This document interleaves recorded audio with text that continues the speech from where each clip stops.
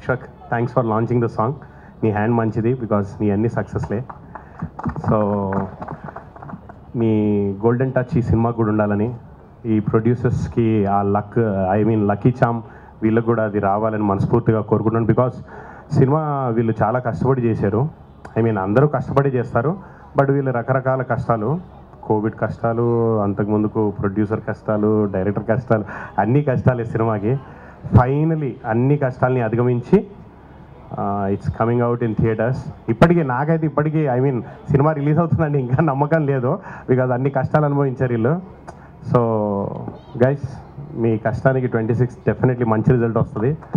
And మంచి సినిమాలన్నీ ఆడాలి, అందులో మా అక్షర కూడా ఉండాలని మనస్ఫూర్తిగా కోరుకుంటున్నాను. Thank you so much. ఒక్కటి నీ గురించి ఒకటి చెప్పాలి.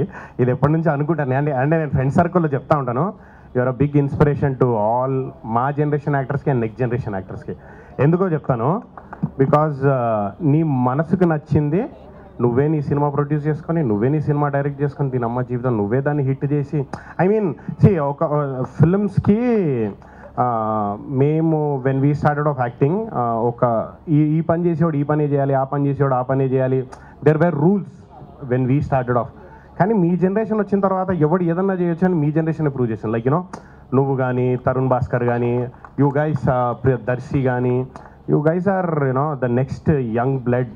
మీరు మాకందరికి బాగా ఇన్స్పిరేషన్ అబ్బా. Thank you so much. Okay, thanks for inspiring us.